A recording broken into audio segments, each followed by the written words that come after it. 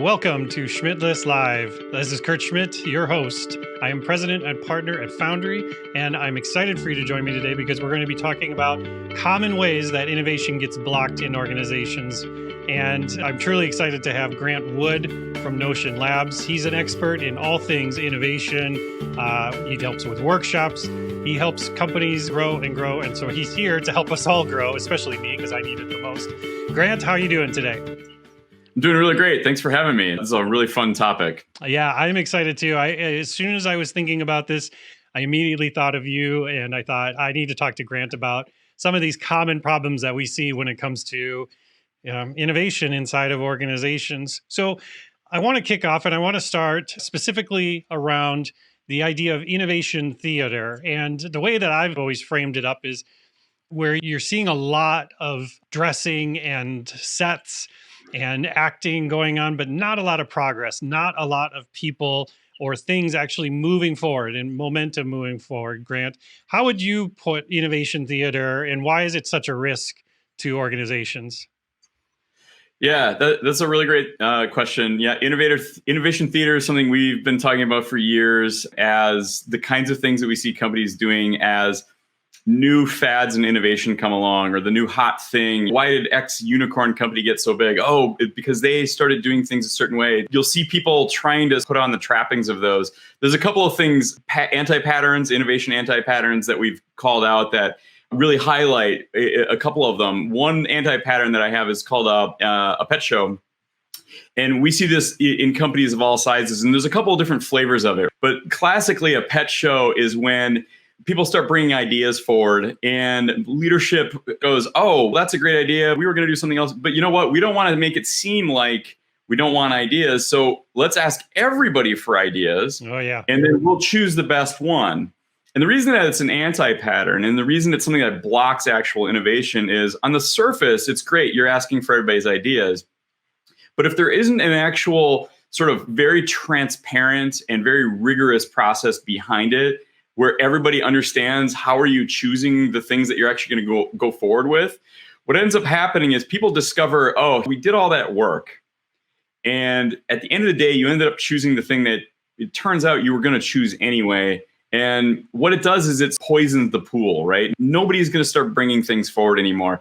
And you inadvertently, through doing something that you think is like showing like, hey, we're innovative, we're going to get new ideas and we're going to really be on the forefront of developing these great things.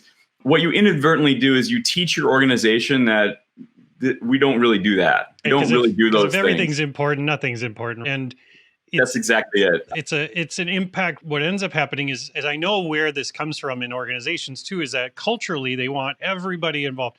Why couldn't a good idea come from the mailroom or something like that? Yeah. So while that's, to your point, it's all well and good intention-wise, but if you're not thinking about the actual outcome and what you're actually trying to do, what the goal is, if you're just trying to innovate because you like the word innovation, or to your point about buzzwords, like I heard blockchain, AI, these things. So let's do some experimenting around it. What's the goal? What's the purpose of that? And you need to know that, Graham. You absolutely do. And the way you can succeed, though, and the way you can solve this problem is by going through a series of and then what questions, right? So you're going to do this and then what? And you have to really paint the entire picture. All the people involved, what comes next for that person? What are they observing? What are they experiencing? How did they, down the road experience this thing that you're doing? And if you do that and you're transparent about and you're honest with yourself about how people are going to experience it, you can prevent doing things that are going to either have inadvertent consequences or are not actually going to move the ball. So that's the other thing that we see with innovation theater. Often we see it on the brainstorming and ideation side. So just like a pet show, we'll see, hey, let's get everybody together and we'll come up with all these ideas or whatever it is. Or we'll bring in an outside consultancy that's going to help us understand like different ways of thinking about things. And that's really great. But the and then what is where it fails. And so it seems like we're doing all of this work to be really innovative. The thing is, that's just the beginning of an actual development process. Doesn't matter if it's a product or a service or an experience. You've really got to have the meat behind it where you can take that person with that great idea and you can bring them into a process where you're surrounding them with the tools and resources that they need to carry it forward. There's another anti-pattern that we see around that's related to this, that basically we call it altitude sickness. And it's this problem that you have where ideas at the bottom of the organization, they're trying to get up to where they can be approved. And it's really difficult. And the assumption is that even to present some ideas, if you think this is really good and you're going to bring it to your boss, you've already had to work up enough nerve to go do it, right? And so you bring it to your boss and boss goes, wow, that's really great. That's not at all what we do here. So I can't approve that. We'll bring it to my boss. And that pattern repeats, except what happens is each time it takes about 3 times longer to actually get the next meeting. And at every step of the way, the person hearing it goes like, oh, that's really great. But that's not what I do. I can't approve that. We need to bring it up. And by the way, at this next level, what they really care about is this. So if we could just change it a little bit, right? So now you've done this horrible thing, which really kills innovation, which is there's this time elasticity that happens where innovation is this thing that really should feel like it's moving very quick. And you got someone who's very excited and you're doing 2 horrible things to them. One, it's just dragging on and on. So they're not making any progress. Meanwhile, the rest of the world is moving on, right? And the second thing that's happening is you're mutating this thing.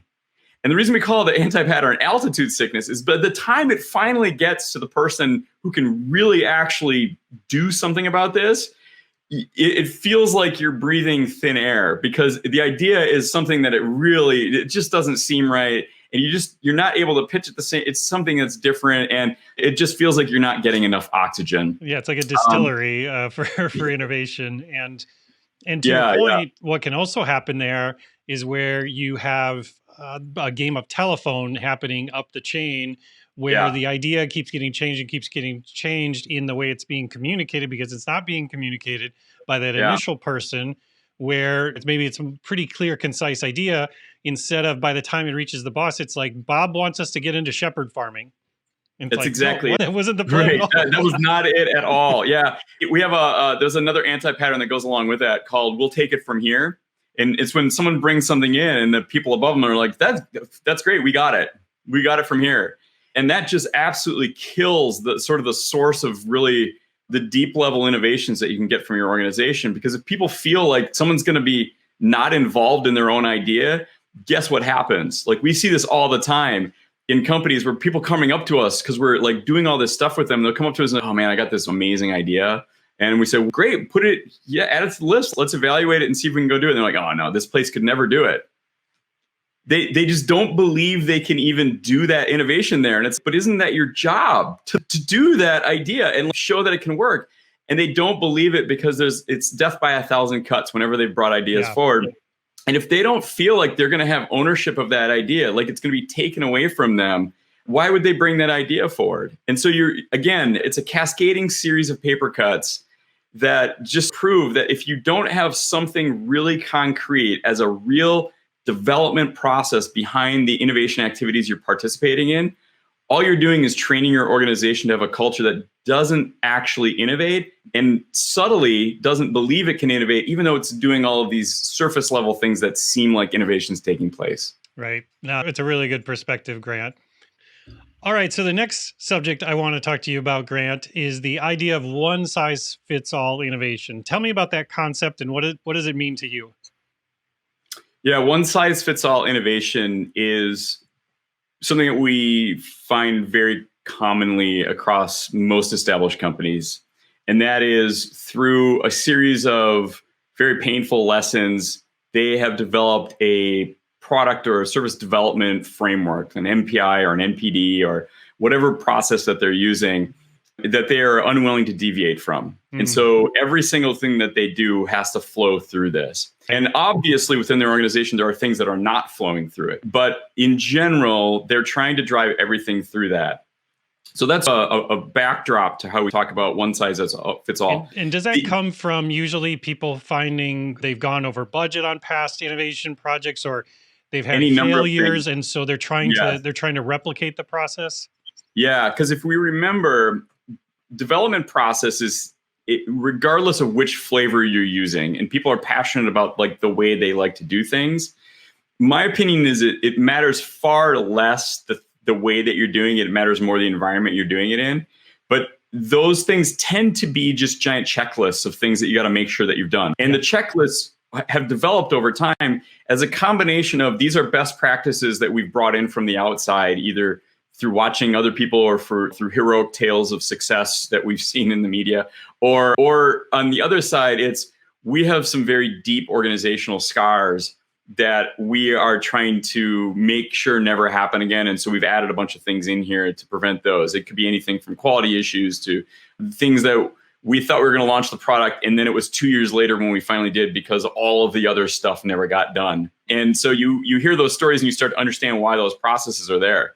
But the other half of the equation is most of these processes and a lot of organizations really fail to understand the magnitude or the differentiation between different kinds of innovation that you're going to do. So I've developed over the years, and there's other ways of doing this, but I've developed over the years like a 10-point scale that allows me to quickly handicap the type of innovation that someone's talking about. And the reason that this is useful, and I'll give you a couple of examples here, but the reason that this is useful is you can start to understand that long-term initiation or innovation programs, when you kick them off, they need a very different kind of care and feeding and attention over the lifespan versus things that are maybe done in a much shorter time frame. So the scale basically is bookended where something scoring a 1 is the type of innovation that you can do, which is effectively a commodity.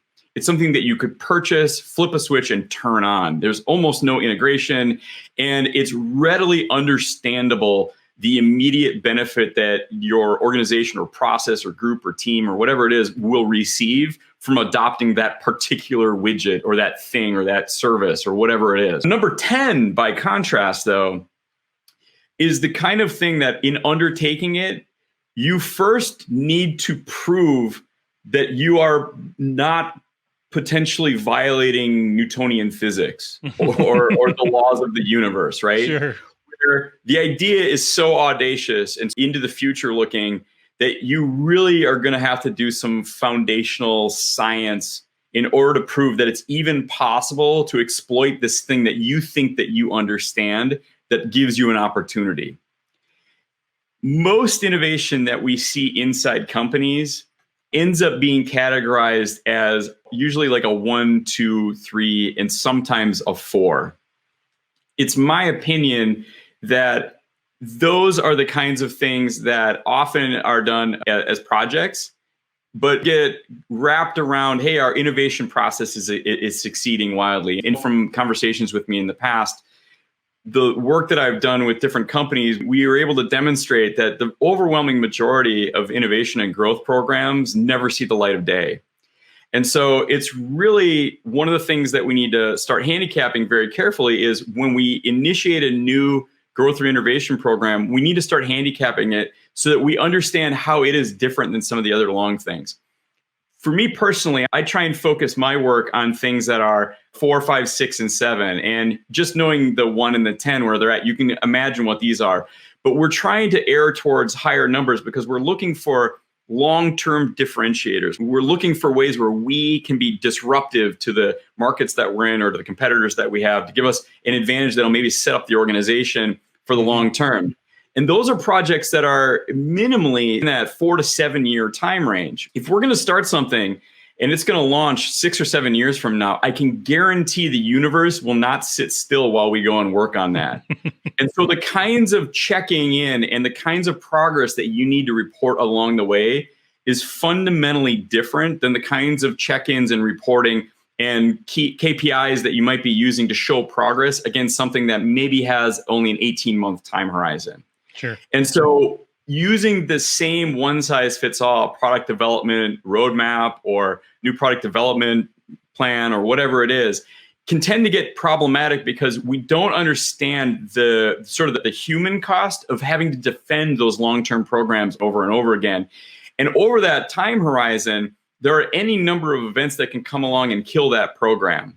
And so we need to wrap it in armor so that the huge investment that we've made up until now can be maintained and we can actually get through whatever is happening in the world around us that's making us think that we have to do some belt tightening or we're going to refocus our organization. Right. So that we're not new throwing away leadership that or investment. new mergers and acquisitions or Exactly. You've been listening to me. We call it trigger events, and they fall into a number of different categories. Yeah. But those trigger events lead to really critical left-hand, right-hand decisions where you're really reprioritizing the kinds of things that you're going to be doing going forward. And this is where you're asking people to put their career on the line in order to defend something which might be the unicorn that we are all talking about into the future.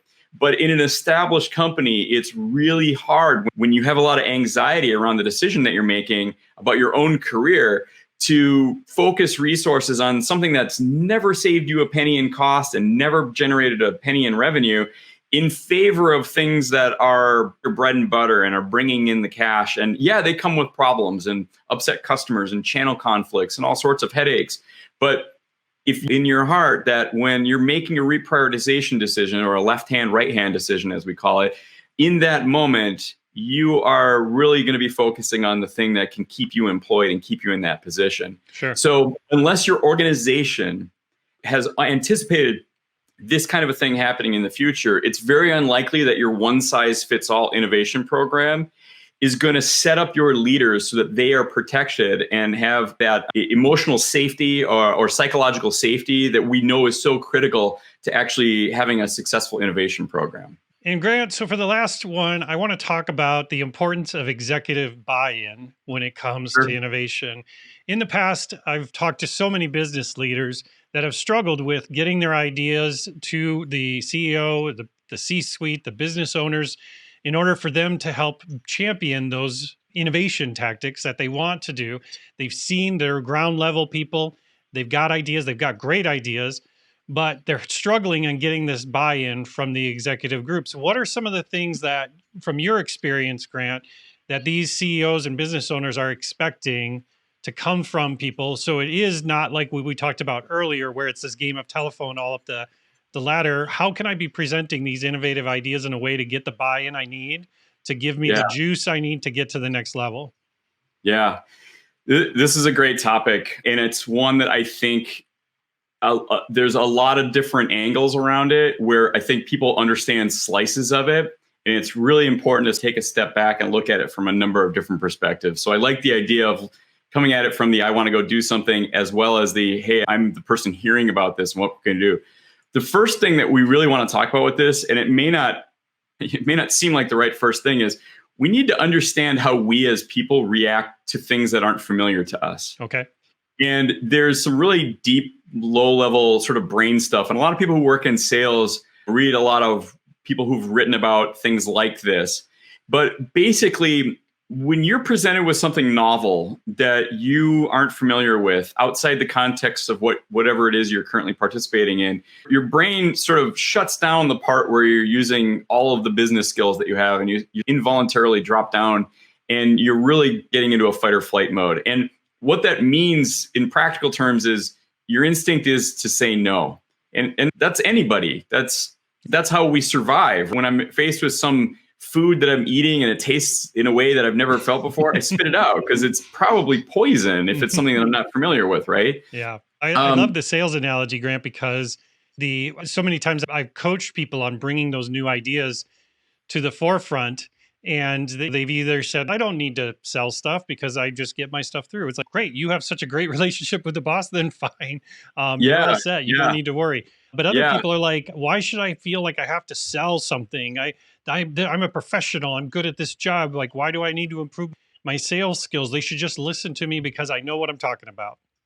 Yeah. And what's great is you can set aside worrying about the fact that you're selling if you start to understand some basic principles around what it takes for someone to be like, yeah, I'm going to back that idea.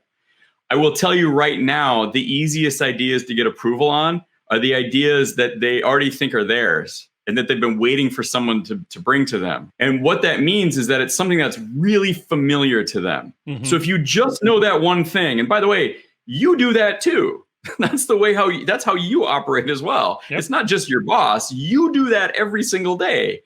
You're biased towards things that are familiar. And that's our fundamental challenge in innovation, is that we are asking people to do something different tomorrow than we did yesterday, which means it is by definition unfamiliar and uncomfortable.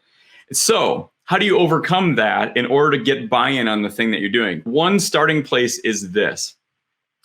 Understand that this cannot possibly happen in one pitch. It can't happen in one meeting. It is highly unlikely that you will walk in and say, hey, this is the thing we're going to do. And it's completely alien to everything else that we do here. But look, in 6 years, this is going to be 10% of our top line revenue. There's almost no chance that there's going to be a, yes, let's go do it. You've got carte blanche to do whatever you need to do. Thank you. I've been waiting for that all my life. Wonderful. Great job. It's not going to happen. So if you know that's not going to happen, what should you prepare for? What I do in my own practice is I set up a relationship with clients and this is some of our secret sauce that I'm sharing. But what we do is when we develop concepts for a client, we will come in and present it to the client. And in the first time they see it, we tell them, you can only say yes right now. You can't say no. And then what we tell them is, if you don't say anything other than yes, or if you say something other than yes, you're going to see this again minimally 45 days from now. And what happens is you're going to show them this alien thing that they've never seen before. They don't think it fits in with the current strategy that they've been thinking of, or the current portfolio that they're trying to build, or whatever it is. But by showing it to them, their brain remembers it, whether they know it or not. And as they're going through their life, that thing you showed them is this weird puzzle piece, and they're going to start trying to fit it in everywhere that they go, because that's how our brains work. They're basically just pattern recognition machines. And as the person's going through their day, they're going to take that weird idea and it's going to start to feel more and more familiar. And so now, when you bring that idea back in again, and you pitch the exact same thing in the exact same way, and you present it to them, you're now going to get past that fight or flight response. And you're now going to have an audience that can start to reason about what you're doing. And not only that, it may be so familiar because the presenting of the idea has given them some insights into things that they should be looking for in the other things that they're running into. And if that happens, that audience is now predisposed to being much more friendly to the idea that you have. And now they're in a position where they can start to shape it into the strategy that they've already developed, so that it's actually part of the portfolio that they're moving towards. And they can start to bring in all the other resources that they may have at their disposal to help make the idea even better so that it can move forward. So I think that's the first thing that you have to understand, is that this is a process, and this is challenging in companies. You may be in an organization where you have very limited visibility or face time with the only person who can actually make the decision that you're trying to get made. And in most organizations, it is only the CEO that can make the actual decision on something that's going to be truly disruptive or truly changing the organization. And I will tell you, I've yet to meet a CEO of an established company who is not looking for the thing that will be the bedrock for their company for the next 20 years. There is no CEO who's, I don't want to have a stable revenue stream coming from something we've never done before. Nobody says that. And so you have to understand that the bigger the opportunity, the harder it is going to be for that to become familiar. And it may take several times talking about it. And sometimes it's really good to come in and not pitch the full idea, but to say, today we've got some things that we're working on.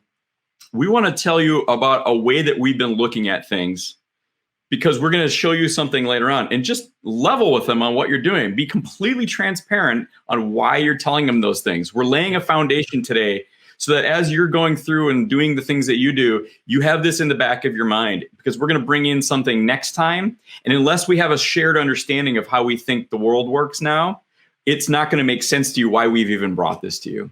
Yep. So I think there's some strategies even just around how you bring things in that matter. The next thing that you have to do is you need to be in alignment with the strategic vision for the organization. Over and over again, we run into leaders who, when we first start talking with them, are laser focused on their current KPIs, how they are being measured. And that's a good thing. They should be. But if you are a person in an organization that is tasked with doing innovation, and specifically, if you are tasked with developing breakthrough products, things that are really going to set your company up for the future, you need to be thinking differently about how you are going to present that to the organization. the more strange it is, the more you need to be able to make a very concrete case that it is in alignment with the strategic vision of the organization. And the way to do that is to understand the strategic vision and to start breaking it down and build out a set of criteria that you think is the perfect definition of what that strategic vision is, so that you can start scoring yourself against that report card. That report card then becomes the way that you can tell the story, because now you can break down why you even bothered them with this idea in the first place. It's because I understood your strategic vision this way, and I think that you care about this. And if you do, here's how we score on that. And I think that you care about this, and here's how we score on that. This is pitching 101. You can get into the structure and things like that, but at its heart, you really just have to be in alignment, and you have to have some familiarity. And I think just those two things are a phenomenal starting place for someone who wants to increase the rate at which they start getting their projects approved and accepted. Mm-hmm. That's great, Grant. I think that's such valuable information. Alignment is key. Yeah. Yep. That's good. I want to thank you, Grant, for joining me today. I really appreciate you taking the time. I've learned so much, as always, in our conversations. Before I go, though, I really quickly want to talk about...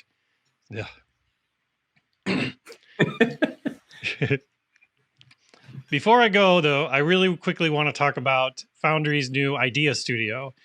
What Idea Studio is, it's a way for leaders to bring in outside expertise, as Grant had mentioned, bringing in people from the outside, non-biased individuals to help solve problems. And it's really an exclusive and an inspirational experience for you and your team. And so if you want to know more about it, head over to foundrymakes.com/Idea Studio. There'll also be links in the description below. Grant, thanks for taking the time to joining me. I always appreciate your just inspiration. Absolutely. It was totally my pleasure. Thanks for having me.